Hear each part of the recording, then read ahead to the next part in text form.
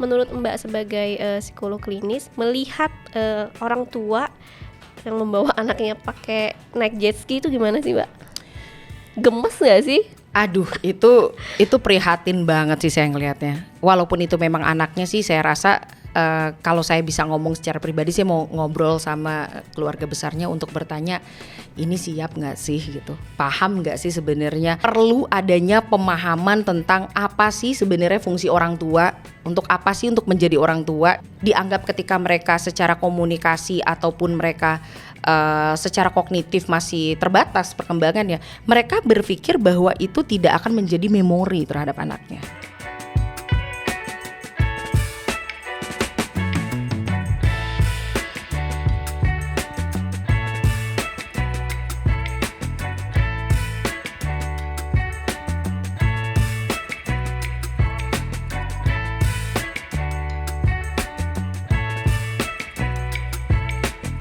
Halo sahabat anak Indonesia, ketemu lagi dalam program Temania yang akan hadir hanya di Aris Merdeka Official. Jangan lupa untuk like, comment, share, dan subscribe.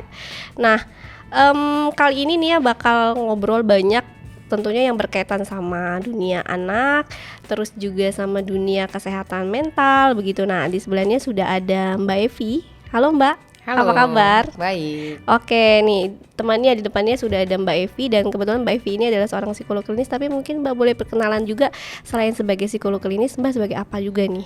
Saya bergerak di bidang klinis, baik itu anak, dewasa, juga remaja juga sih sebenarnya, geriatri juga. Gitu. Saya juga ada di psikologi center, terus ada di beberapa instansi lainnya juga gitu ya, yang memang khusus bergerak di bidang klinis, baik itu preventif, kuratif, promotif, dan rehabilitatif. Ya Allah, banyak pas banget ya. tuh ya gitu kondisinya.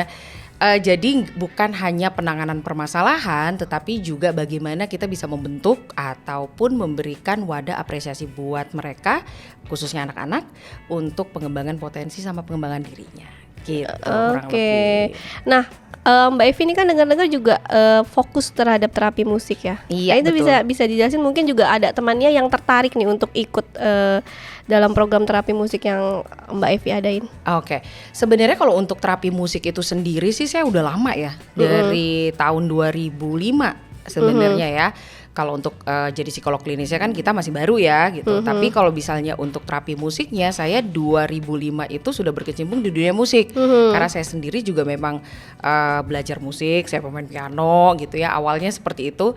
Dan saya concern sama tumbuh kembang anak-anak seperti apa gitu, sehingga kita bikin satu metode terapi musik yang khusus untuk terapi ataupun untuk pengembangan diri anak lagi-lagi gitu.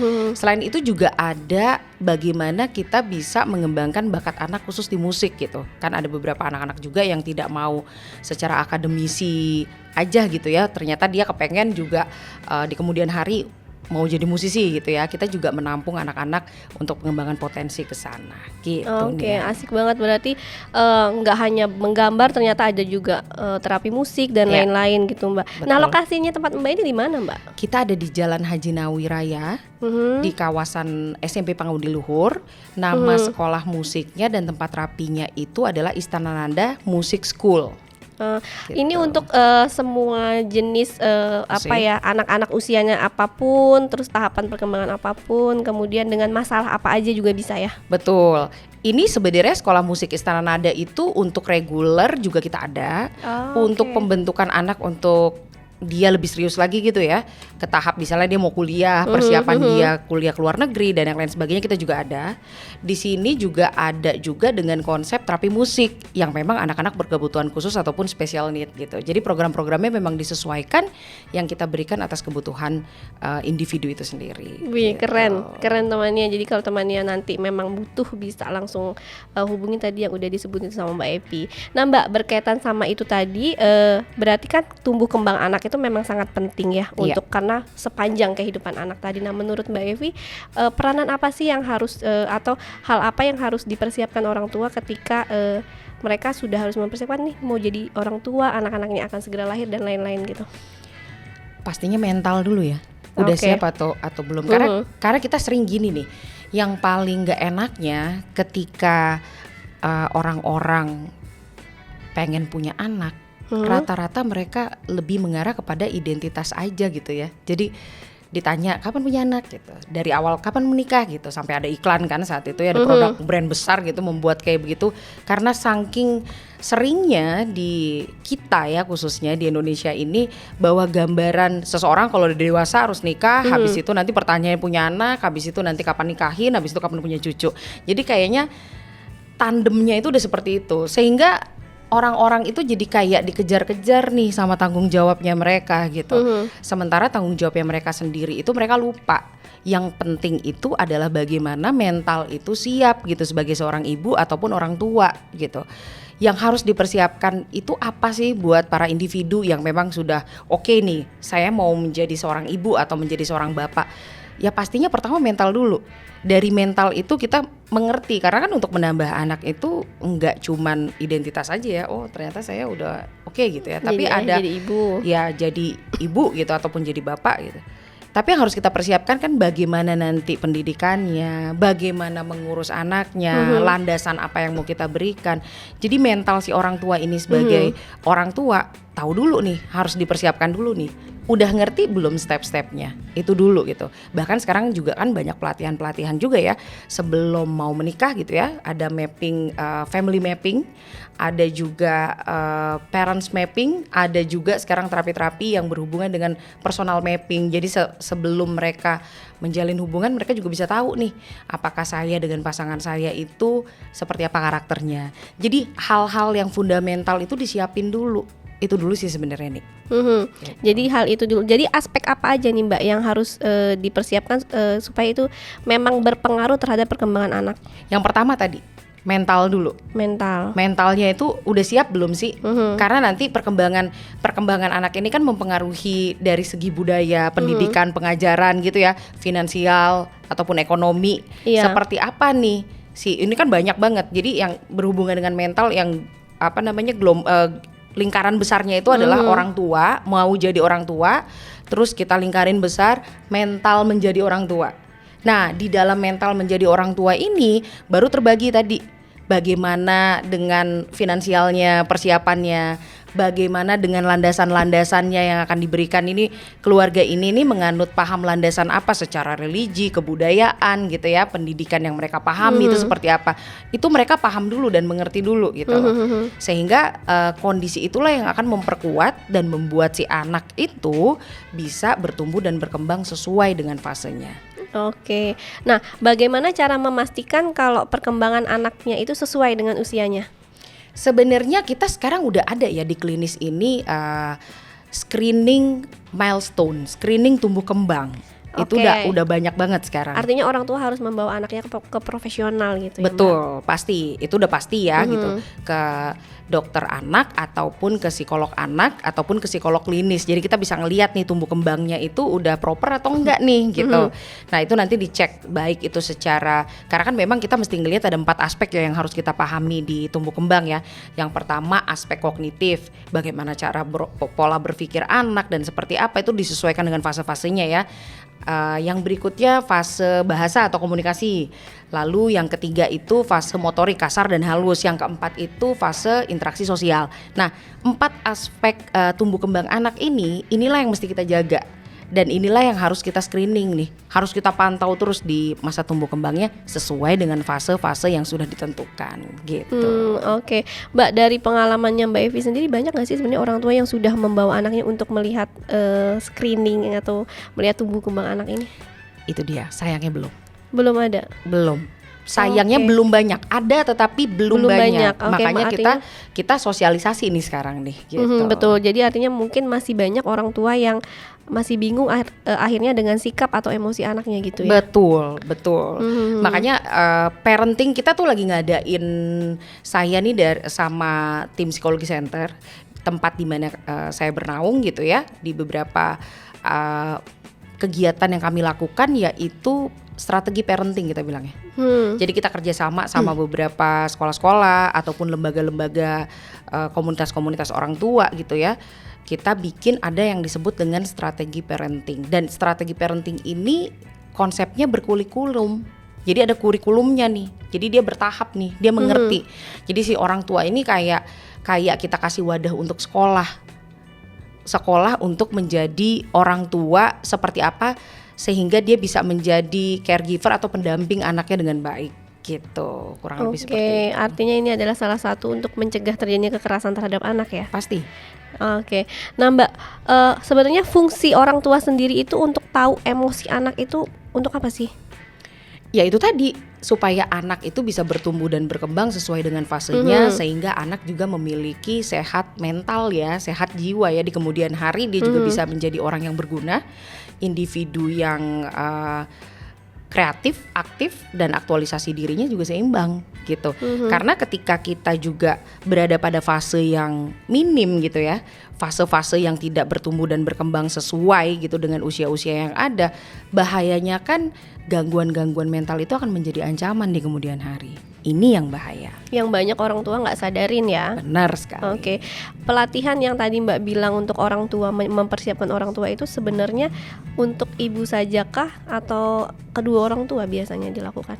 Karena ini aspeknya orang tua, pastinya kedua ya, bapak dan ibu gitu. Dan banyak diikuti oleh kedua orang tuanya Mbak, atau Dan justru harusnya salah satu pihak? ya kalau enggak, kami di sini sebenarnya programnya kedua orang tua ya gitu. Jadi program strategi parenting ini memang harus kecuali memang dia single parent ya kondisinya. Tetapi ketika memang si bapak itu masih ada gitu, masih di keluarga itu masih komplit, kami mewajibkan untuk bapak dan si ibu ini ikut nih, si mama atau si bunda, ayah itu harus ikut. Nah Mbak, ketika melakukan tadi pelatihan kepada orang tua ini, banyak nggak sih menemukan permasalahan-permasalahan gitu? Justru itu. Permasalahan apa yang banyak ditemukan ketika sudah melakukan pertemuan dengan orang tua? Oke, sebenarnya gini, saya kasih info dulu kenapa strategi parenting ini ada. Sebenarnya keresahan sama informasi yang kita dapetin gitu ya, banyaknya orang tua yang tidak paham atas tumbuh kembang. Bahkan kadang mereka juga nggak tahu gitu. Kadang-kadang mereka juga suka memaksa anak yang usia kognitifnya itu dipaksa yang tidak sesuai dengan usia kronologisnya. Kan ini bahaya ya. Anak masih usia 5 tahun gitu. Secara kronologis usianya dia masih 5 tahun. Kognitif ya, daya pikir.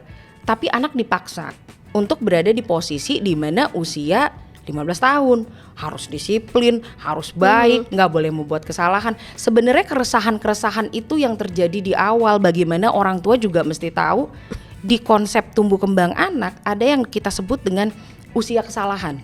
Nggak apa-apa gitu, asal kesalahan ini masih dalam tahap yang normatif ya, bukan di ranah kriminal ataupun asusila gitu ya. Nah ketika kesalahan-kesalahan inilah yang membentuk mereka agar mereka belajar. Masih banyak orang tua yang nggak tahu, awalnya itu dulu. Sebenarnya concern kita tuh ke sana. Karena banyak banget orang tua yang nggak paham dan tidak mengerti sebenarnya apa sih fase-fase anak ini, usia-usia anak ini berdasarkan kognitif, motorik, bahasa dan interaksi sosialnya harusnya kayak gimana sih kita bersikap sama mereka. Awalnya dari situ memang nih gitu. Keresahan itulah yang akhirnya timbul sehingga kita membuat strategi parenting gitu. Jadi bukan cuma sekedar parenting yang menceritakan tentang apa yang menjadi kebutuhan orang tua, enggak. Parenting ini juga butuh belajar nih gitu. Awalnya dari situ nih ya. Nah, dampak apa Mbak yang memang anak itu alami ketika memang orang tua ini tidak memahami perkembangan anak, kemudian emosinya anak tadi ketika usianya sudah dewasa nanti? Banyak ya sebenarnya sekarang tindak kriminal dewasa itu kan kalau kita bisa ngelihat dari kita lihat dari basic ilmu psikologi ya, psikoanalisa. Sigmund Freud mengatakan bahwa fase itu harus terpenuhi sesuai dengan fasenya, karena jika tidak itu akan menuntut di usia mereka di saat mereka remaja, dan bahayanya ketika itu teraplikasi menjadi hal-hal yang anarki gitu.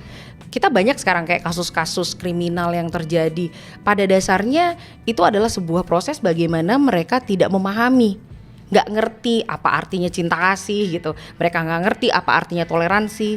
Mereka tidak mengerti bagaimana mereka mempelajari tentang normatif gitu. Sehingga mereka menganggap bahwa mencuri ataupun berbuat kasar atau apapun itu akhirnya sah-sah aja buat mereka gitu untuk melakukannya. Nah seperti yang tadi Nia katakan, apa sih dampaknya ketika fase anak itu tidak sesuai?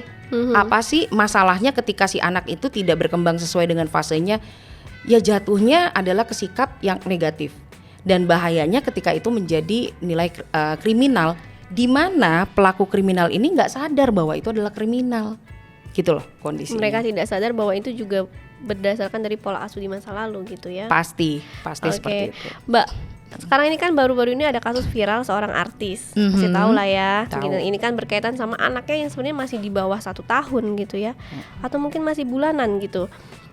Bawa anaknya naik jet ski kalau nggak salah. Nah, itu kan menjadi pro kontra ya di kalangan masyarakat, dan kalau saya menilainya kayak jadi oke, mungkin dari pihak itu adalah itu anak-anaknya dia, tapi kan takutnya menjadi contoh untuk orang lain. Nah, menurut Mbak sebagai psikolog klinis melihat orang tua yang membawa anaknya pakai naik jet ski itu gimana sih, Mbak? Gemes nggak sih? Aduh, itu prihatin banget sih saya ngelihatnya. Walaupun itu memang anaknya sih, saya rasa kalau saya bisa ngomong secara pribadi, saya mau ngobrol sama keluarga besarnya untuk bertanya, ini siap nggak sih gitu, paham nggak sih sebenarnya apa resiko-resikonya, apakah memang si artis ini gitu ya, content creator ya dia sebenarnya ya, apakah dia sudah mengerti bahayanya seperti apa, fungsinya dia. Itu tadi yang saya bilang kan, sebenarnya perlu adanya pemahaman tentang apa sih sebenarnya fungsi orang tua, untuk apa sih untuk menjadi orang tua gitu loh.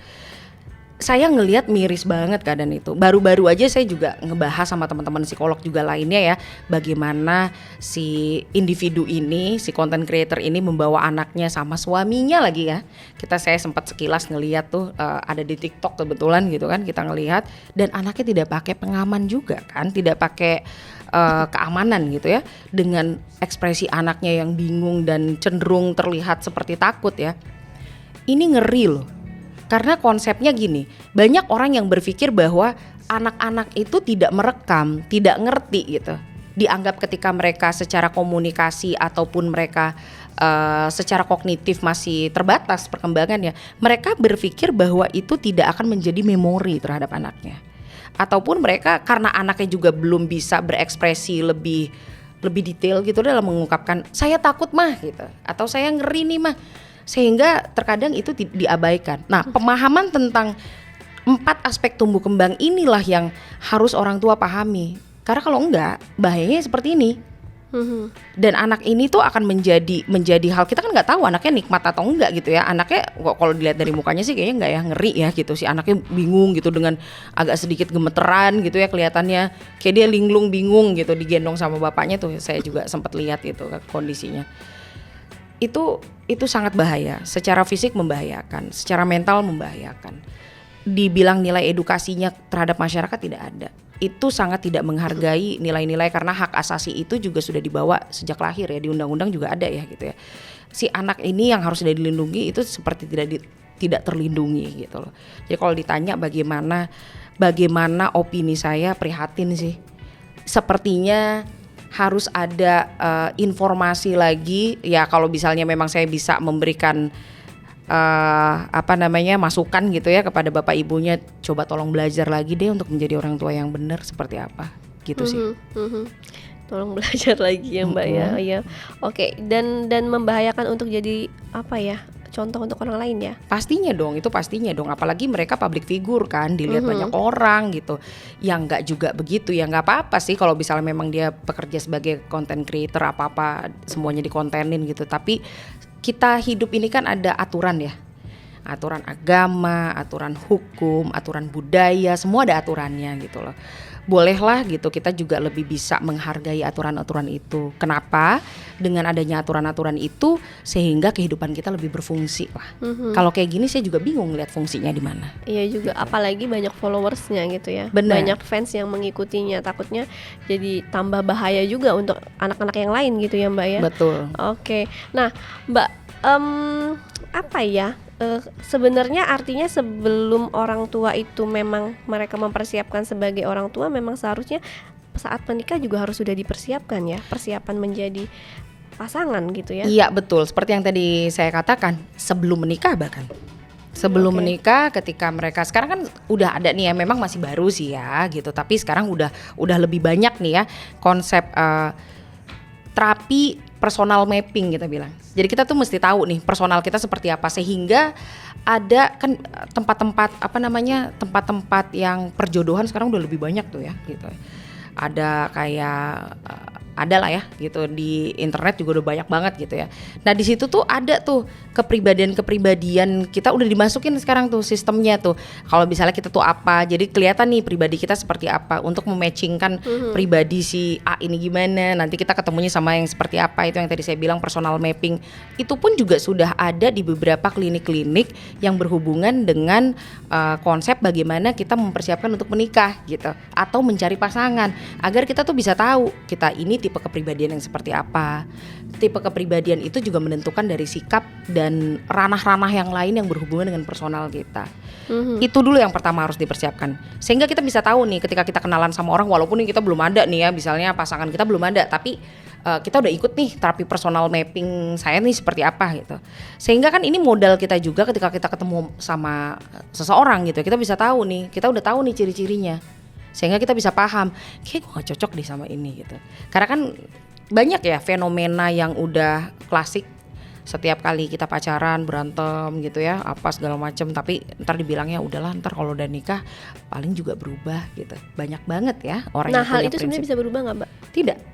Karena Oke. perubahan itu tidak bisa terjadi hanya karena satu kondisi tanpa adanya hal-hal yang mendukung, dan itu panjang banget. Bahkan ada penelitian begini yang mengatakan satu karakter manusia, satu karakter nih ya. Manusia kan karakternya banyak ya. Satu karakter manusia itu dibutuhkan waktu 5 tahun untuk merubahnya dalam konsistensi, frekuensi dan atensi yang rapih gitu loh, yang konsisten gitu. Jadi ketika itu memang tidak dilakukan dengan kondisi yang konsisten, ya susah sekali. Misalnya Nia gini deh, karakternya Nia itu orang yang suka makan deh, hal yang sederhana aja. Untuk merubah nggak suka makan, itu butuh waktu 5 tahun. Kecuali Nia ya ada gangguan organik, tiba-tiba bermasalah secara fisik dan yang lain sebagainya gitu ya, atau ada permasalahan khusus gitu lainnya gitu. Tetapi ketika kita tidak ada hal yang mengganggu kita normal-normal aja, terus kita mau ganti gitu ya, itu ada proses. Makanya orang diet aja kan nggak bisa langsung. Betul. Udah kurus gendut lagi karena butuh belajar. Gitu. Konsistensi yang penting Ya, tadi ya. benar banget. Iya benar banget, benar. Oke, nah Mbak, banyak juga dari kasus-kasus gini. Saya tuh sebenarnya banyak menangani kasus-kasus KDRT. Iya. Mungkin Mbak juga banyak menangani kasus KDRT. Akhirnya gara-gara tadi bilang nih kan konsisten atau enggak, jadi keinget tiba-tiba. Banyak dari mereka yang merasa bahwa nggak bisa lepas dari pasangannya karena dianggap bisa berubah gitu. Ya. Dan dia tidak akan melakukan kekerasan kembali. Nah, apakah itu juga sama dari pandangan Mbak dan sepanjang Mbak menangani kasus? Betul sih, kita tuh masih banyak banget ya pemikiran halu ya. Jadi saya selalu bilang nih bahasa jalanan yang kita tuh pola berpikir hormonal kita bilangnya. Jadi hormon ini emang agak susah ya ditahan ya gitu, karena dia sangat memberikan dorongan yang cukup kuat sehingga membuat kita jadi narsistik, atau membuat kita juga aspek-aspek lainnya juga kita jadi kayak tiba-tiba kita jadi hero gitu ya. Itu sering banget terjadi di beberapa pasangan-pasangan, apalagi pasangan muda ya, dengan PD-nya. Apalagi sekarang anak SMP SMA aja kalau pacaran aja udah mami papi panggilnya ya kan, udah bunda ayah, itu juga ngeri banget gitu. Pemahaman kita terhadap keluarga, seks edukasi dan yang lain sebagainya itu sangat masih minim gitu. Ya saya ngerti sih, ini juga merupakan tanggung jawab kita ya sebenarnya ya, khususnya kita yang bergerak di bidang kesehatan mental dan di klinis gitu. Dan ini juga salah satu hal yang lagi kita canangkan gitu, karena hal itu akan mempengaruhi belief system seseorang untuk yang tiba-tiba itu tadi menjadi hero.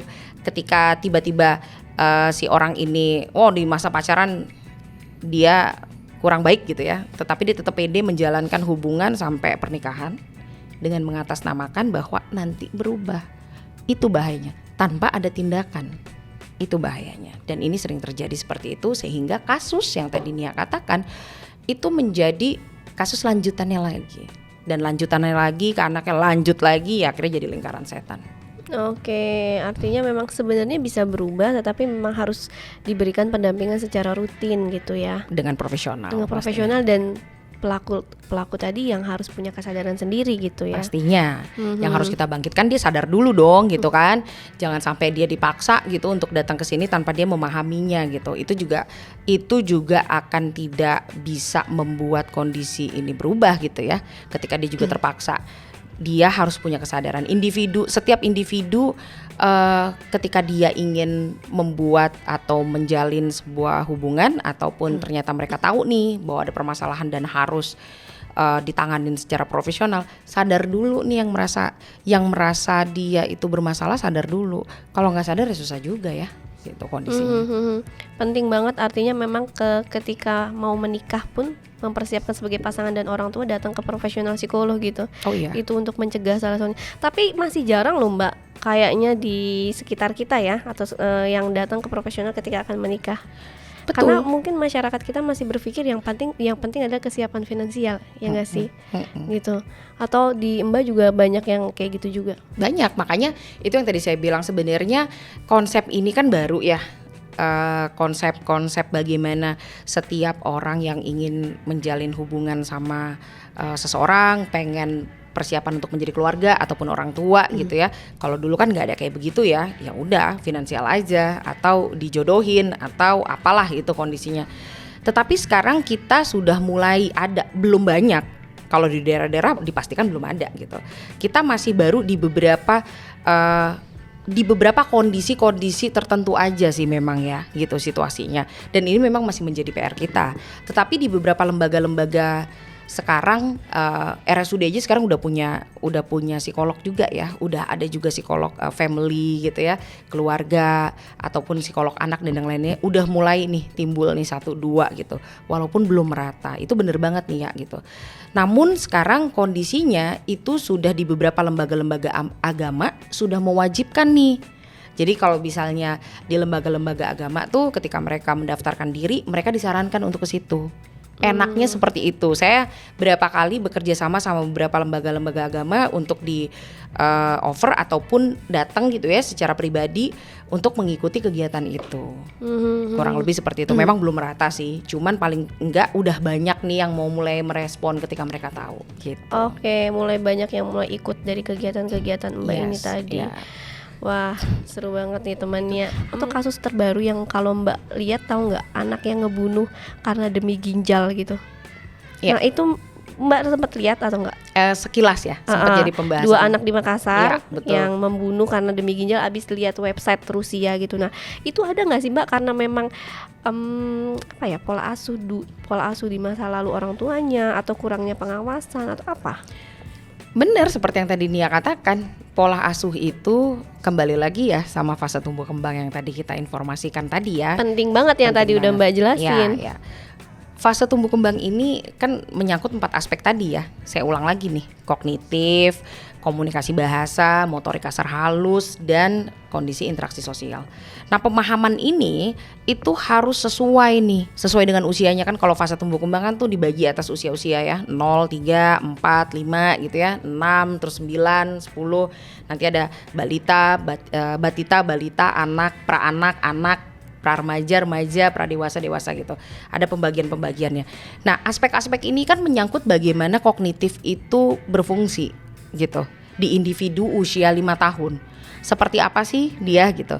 Nah ketika memang si anak ini juga tidak diberikan asupan-asupan yang pas, dalam artian informasi ataupun pendidikan yang pas sesuai dengan kebutuhan kognitifnya, kebutuhan interaksi sosialnya, kebutuhan komunikasi bahasa, dan kebutuhan motoriknya, ini tidak akan bisa maksimal berkembang nih. Dia punya materi, dia punya otak gitu yang cerdas, tetapi tidak dilatih juga, tidak diberikan informasi, dia juga gak ngerti, gak paham gitu. Sehingga adanya kebolongan-kebolongan gitu, kebocoran-kebocoran di saat masa tumbuh kembangnya, attitude-nya jadi berkurang. Apa sih simptom yang ditunjukkan? Kesantunan tidak mengerti, toleransi tidak paham, tidak mengerti bagaimana komunikasi sosial yang tepat gitu ya. Terus menerima informasi pun beletek kayak tadi ya, si anak itu nonton terus dia ngelihat ya karena memang belum kapasitasnya dia gitu, sehingga dia ngerekam sesuai dengan keinginannya dia aja gitu. Dia butuh duit atau dia merasa bahwa duit itu sesuatu yang wah gitu. Pemahaman kognitifnya begitu tuh. Akhirnya penerimaannya seperti itu. Banyak juga orang tua yang neglect ya, yang pembiaran gitu ya. pembiaran si anak ini terhadap pola asuh itu juga bisa menyebabkan hal seperti itu. Multifaktor memang sebenarnya ya. Ada juga dikarenakan memang kondisi si anak ini tidak ada pendampingan tadi seperti Nia katakan gitu. Dia merasa bahwa gue udah ngasih anak gue makan aja kok gitu, udah cukup kok, udah sekolah dengan yang baik kok gitu. Tetapi keseharian itu lingkungan itu kan mempengaruhi juga ya bagaimana anak bertumbuh dan berkembang gitu. Dia tidak memberikan wadah apresiasi si anak ini dengan tepat gitu. Sehingga itu tadi pemahaman-pemahamannya mereka yang minim akhirnya membuat belief system mereka yang salah, yang akhirnya ditunjukkan dalam bentuk sikap dan perilaku yang berbahaya seperti yang yang terjadi yang Nia tadi katakan. Oke. Kalau kasus di Indonesia ini kan kasusnya kayak gunung es, Mbak. Kasus kekerasannya ya. Meningkat terus kemudian juga banyak anak beramai-ramai ke KUA karena hamil. Rame-rame dan lain-lain. Itu kan apa ya, Mbak? Biasanya apakah karena memang pengaruh dari lingkungan atau memang peran orang tua yang kurang? Sebenarnya pengaruh lingkungan, sebenarnya gini, kalau kita mau ngelihat individu tuh dasarnya tuh ada dua dulu nih individu terbentuk ya. Yang pertama naturalnya dia sama lingkungannya dia, dua itu dulu tuh, ya kan? Kondisi yang pertama itu adalah bagaimana konsep lingkungan terdekatnya dia yaitu ayah, ibu gitu ya. Yang jadi masalah ketika nggak ada ayah, ibu nih anak nih. Kita juga sering ngelihat kasus anak dibuang kan gitu. Terus akhirnya dia ada di panti asuhan ataupun anak hidup begitu aja gitu ya. Itu sudah pasti tidak adanya sosok dari role model dari orang tua itu pasti bisa membuat perilaku si anak itu menjadi asusila ataupun kriminal itu sendiri gitu ya. Akhirnya mereka tidak mengerti. Yang berikutnya ketika memang itu ada, kenapa anak itu tetap tidak bisa dapat informasi yang baik gitu ya? Ya karena pengasuhan pembiaran itu tadi gitu. Nilai-nilai agama, sosial, budaya itu tidak ditekankan gitu. Sehingga akhirnya mereka melihat satu kondisi asal aja nyoba-nyoba aja gitu ya. Mereka nonton film terus mereka ngikutin gitu. Sehingga terjadi kehamilan di luar nikah ataupun hal-hal pemahaman-pemahaman dan landasan pendidikan yang gak kuat terhadap pola kehidupan mereka, itu yang menyebabkan kondisi itu terjadi. Akhirnya berlanjut lagi dari KDRT, akhirnya berlanjut lagi, jadi mereka nggak ngerti nih gimana caranya harus menghargai diri mereka sendiri sehingga mereka juga susah untuk menghargai orang lain gitu. Oke. Agak gimana gitu kalau apa ya melihat kasus-kasus itu tadi miris memang jadi ya? Iya miris Mbak, karena kemarin itu baru banget nonton itu rame-rame loh. Iya. Mungkin Mbak juga udah lihat kan, Iya. rame-rame ke KUA dengan minta menikah karena hamil di luar nikah dan itu pakaiannya SMA semua gitu. Terus 2 orang anak membunuh karena melihat website pengen jual ginjal supaya bisa membantu orang tua. Itu pikirannya mereka membantu orang. Tapi sebenarnya ada, Mbak melihat nggak ada gangguan psikologis nggak sih Mbak kalau memang sudah sampai membunuh seperti itu? Gini ya, kalau misalnya di konsep anak itu kita mesti lihat lagi nih gitu loh. Gangguan itu kan memang kalau berdasarkan DSM, ICD ataupun PPDGJ mengatakan bahwa gangguan itu sendiri kondisinya tidak bisa kita tetapkan ketika masih anak-anak, karena dianggap masih bertumbuh dan berkembang gitu. Karena biasanya mereka tuh korban dari pendidikan gitu. Korban pola asuh yang tidak tepat, kecuali memang si anak ini sudah punya gangguan kayak special need gitu ya, memang sudah punya keterbatasan gitu, ada gangguan kromosom dan lain sebagainya. Tetapi ketika anak ini sebenarnya lahir dengan kondisi yang normal tetapi tiba-tiba memiliki perilaku yang eksentrik, ini perlu dipertanyakan lagi gitu dari lingkungannya. Kurang lebih seperti itu. Kalau dibilang mereka sudah terkena gangguan gak sih? Sebenarnya tidak secara real, tapi gangguan itu terjadi karena adanya pembentukan itu sendiri. Oke, sampai maksudnya karena banyak dari komentarnya netizen tuh kan yang ini anak kok bisa setega itu, ini jangan-jangan gangguan apa begitu kan, jadi banyak muncul pertanyaan gitu sampai maksudnya seorang anak punya fantasi ya Mbak, otomatis dia punya fantasi atau punya kepikiran untuk ngebunuh gitu loh orang lain gitu, anak yang di lingkungannya dia gitu kan. Benar tuh kata Mbak Evi, orang tua, lingkungan, pola asuh sebelumnya gitu. Aku sebenarnya agak ini nih kalau udah ngomongin masalah anak gitu ya Mbak ya. Paling banyak nanti kasus apa sih Mbak selain kasus kekerasan? Kalau saya sekarang karena banyak di dunia urban ya, jadi paling banyak sekarang kasus adalah kasus pola asuh, pembiaran anak. Ya? Iya. Oke. Itu juga ngeri loh, walaupun orang tuanya terlihat punya banyak fasilitas terhadap anak, tapi tetap aja anaknya juga nggak bahagia. Anaknya juga nggak ngerti. Jadi maksudnya berbedanya adalah Mbak dengan orang tua yang memang mereka sudah berkecukupan tetapi anaknya kurang waktu gitu ya. Betul. Oke. Dengan Nia yang biasa dengan anak yang memang keadaannya memang rata-rata dengan kondisi ekonomi yang menengah ke bawah, tapi kasusnya memang cukup mengerikan gitu ya. Iya. Jadi memang tergantung tingkatan ekonomi juga ya Mbak yang mempengaruhi. Pasti itu kan budaya ya. Mhm. Di kebudayaan itu tuh biasanya pembentukan sebuah budaya kan pasti ada ekonomi, ada kondisi sandang pangan papan, itu menjadi satu kebutuhan ya. Kita juga kan di kehidupan ini kan ada layer-layernya ya, kalangan atas, tengah, bawah gitu ya. Tetapi bukan berarti permasalahan ini selalu melulu di bawah. Ternyata ketika kalangan atas pun banyak mengalami hal yang sama. Dan rata-rata itu anaknya kenapa Mbak?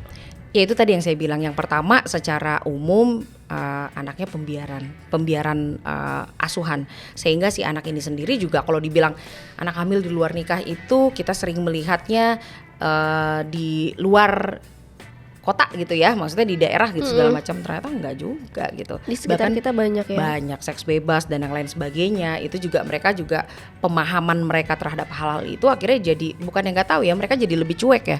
Karena kan gini, masa anak itu kan masa yang kita sebut dengan masa imajinasi dan eksperimen. Lalu masa role model, ada 3 aspek itu tuh di saat tumbuh kembang tuh, imajinasi, eksperimen sama role model. Nah kita mesti tahu tuh kenapa sih, kayak tadi Nia sempat bilang, kok dia bisa menghayal ya, kok dia bisa berpikir seperti itu. Padahal kalau kita ngelihat dari niatnya baik ya, mau bantu orang tua ya. Bantu orang tua, makanya itu yang bikin geleng-geleng juga kan. Niatnya sih bagus gitu, tetapi ternyata eksekusinya mengerikan ya, gitu loh, kriminal banget ya. Apa sih yang membuat setiap manusia itu bertindak sebelumnya? Dia pakai kognitifnya dia dulu dong gitu. Di dalam kognitif kita kan juga ada imajinasi juga ya. Bagaimana dia berimajinasi, bagaimana imajinasi itu juga dibentuk. Sebenarnya sampai kayak barang yang kita pakai ini sekarang ini kan hasil imajinasinya manusia gitu. Nah tapi di kehidupan manusia ini kan terbagi atas 2 ya, positif dan negatif gitu. Bahayanya ketika kognitif ini belum proper untuk berpikir sampai sejauh itu gitu ya, dia nggak dibekali dengan hal-hal yang tepat. Ya itu tadi akhirnya jadi ada penyimpangan terhadap pola berpikirnya dia gitu. Jadi kalau dibilang kok anaknya bisa berpikir sampai sejauh itu, ya wajar aja, karena dia juga berimajinasi bagaimana dia membantu orang tuanya. Kurang lebih seperti itu. Oke, Mbak, mungkin terakhir karena kita waktunya terbatas juga, mungkin tips dan trik untuk orang tua ketika mungkin bisa lebih memahami anak-anaknya bahwa apa ya Mbak, supaya di keluarga itu lebih sehat, kemudian tumbuh kembang anak itu memang penting buat anak di sepanjang kehidupan anak. Oke, buat para individu yang ingin menjadi orang tua, sebaiknya memang memahami dulu personal mappingnya dia. Dia udah siap atau enggak. Siapkan mental dulu. Yang pertama adalah siapkan mental. Dari nanti kesiapan mental itu, orang tua untuk menjadi orang tua, dia akan banyak nih faktor-faktor dan aspek-aspek apa aja yang harus dilengkapi oleh dia gitu ya, si individu ini sendiri. Seperti bagaimana kondisi yang proper secara finansial, kondisi yang proper secara kondisi lingkungan, ataupun kesiapannya dia sebagai seorang individu yang menjadi orang tua gitu ya. Nanti ada banyak lagi faktor-faktornya. Boleh mengikuti kegiatan-kegiatan untuk pembentukan diri terlebih dahulu untuk persiapan menjadi orang tua. Itu dulu yang penting pertama. Dengan konsep-konsep itu, jadi teman-teman yang udah kepengen mau jadi orang tua, akhirnya punya bekal nih untuk menjadi orang tua yang lebih baik buat anak-anaknya. Oke. Sahabat Anak Indonesia, seru banget nih obrolan sama Mbak Evi. Kalau waktu kita nggak terbatas sebenarnya tadi bisa terus aja. Cuma karena waktu terbatas, mungkin nanti kita di lain waktu bisa ngobrol-ngobrol dengan topik yang lain ya Mbak ya. Siap. Nah temannya, nanti kalau dari temannya ada yang mungkin ada request satu topik apa, kemudian pengen dibahasnya tentang topiknya bisa kesehatan mental atau bisa juga tentang hukum, tentang sosial, itu boleh nanti komen pengen topiknya apa. Terima kasih Mbak. Sama-sama. Untuk obrolan, semoga sehat-sehat terus. Kita nanti ketemu lagi. Temannya, itu tadi ngobrolnya. Saksikan terus temannya hanya di Aris Merdeka Official. Jangan lupa untuk like, comment, share, dan subscribe. Saya Nia undur diri. Sampai jumpa.